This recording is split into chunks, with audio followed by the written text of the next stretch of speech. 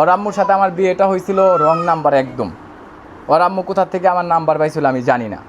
প্রথম ফোন আমাকে দিয়ে বলছিল যে আপনি কে, কাকে ফোন দিয়েছেন, কেন দিয়েছেন। তখন আমি জয়পুরহাট হিলি আইসিবিতে আমার পোস্টিং, সীমান্তে ছিলাম। তো ওর মা ফোন দেওয়ার পর আমাকে একটু চার্জমূলক কথা বললো। পরে বললাম আমি তো আপনাকে ফোন দিই নাই, আপনি তো আমাকেই ফোন দিয়েছেন না, তো এভাবে কথা বলতেছেন। পরে আমার বলে ভাই আমার তো ভুল হয়ে গেছে, আমি সরি, আমার বাসা তো এই জায়গায়। পরে দেখলাম যে আমাদের গ্রামের পাশেই মিহালের আম্মুর বাড়ি, কয়েক কিলোমিটার দূরে। তো বললাম আমার তো পোস্টিং এই জায়গায়, ছুটি যে যায় হয়তো আপনার সাথে আমার দেখা হবে ইনশাল্লাহ। মিহালের আম্মুর সাথে দেখা হলো, ওর নানির সাথে কথা বললাম, আমার মা বাবার সাথে কথা বললাম। তো বিয়েটা আমাদের ওইটা পারিবারিকভাবে হয়েছিল।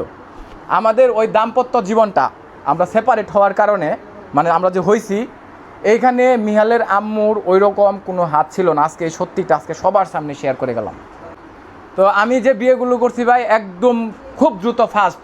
কোনো ফ্যামিলির তার পার্সোনালিটি, তার ব্যক্তিত্ব কিংবা তার বিষয়ে 1 মাস 15 দিন 2 মাস সময় নিয়ে খোঁজখবর নিয়ে বিয়ে করা, এরকম আমি কিছুই করি নাই। যার কারণে আমার বারবার অ্যাক্সিডেন্ট হয়েছে। কিন্তু আমার যেহেতু প্রশ্ন করছেন বলে দেই, আমার প্রাক্তন যারা ছিল আমি মন থেকে দোয়া করি ওনারা ভালো থাকুক, ওনাদের জীবনে ভালো কিছু হোক এবং সৎভাবে যেন জীবনটা পরিচালনা করতে পারে। আর আমার বিয়ের বিষয় হচ্ছে আমি যদি বিয়ে না করি ভাই আমি জানি আমি বিপদে পড়ে যাবো, যে কোনো সময় যে কোনো জায়গায় যে কোনো মেয়ে আমার বিপদে ফেলাইব। উত্তরটা দিচ্ছি আপনাকে।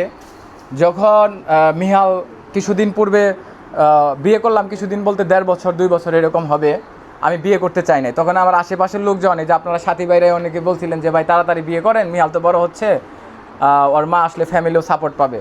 বিয়ে করার মূল কারণ হচ্ছে আমি সংসার করতে চাই ভাই, যেন আমার সংসারটা টিকে, আমার সংসার যেন নষ্ট না হয়। যদি আমার সংসার করার ইচ্ছা না থাকতো, তাহলে আমার ফুর্তি করার ইচ্ছা থাকলে, ঘোরাফেরার ইচ্ছা থাকলে আমি বিয়ে করতাম না ভাই।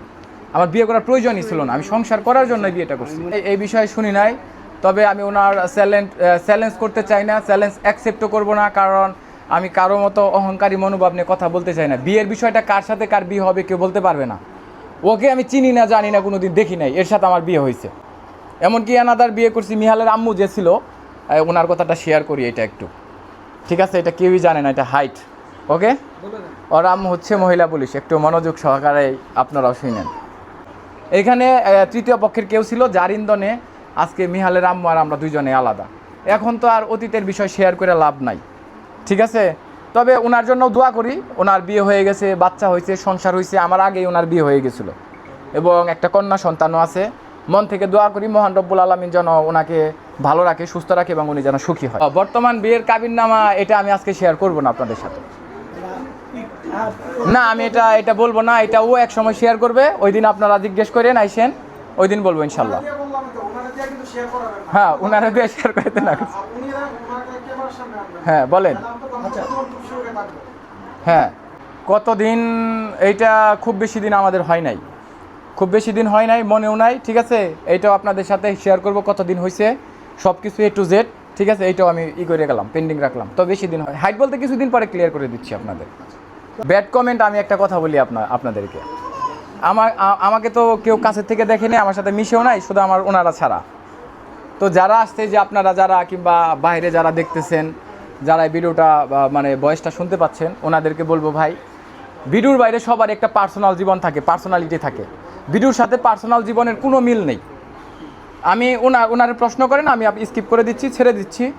আমার ফ্যামিলি কিংবা আমার মা বাবা সম্পর্কে, আমার সম্পর্কে যদি প্রশ্ন থাকে ওনাকে বলেন, কারণ নিজেরটা আমি নিজে বলতে চাই না।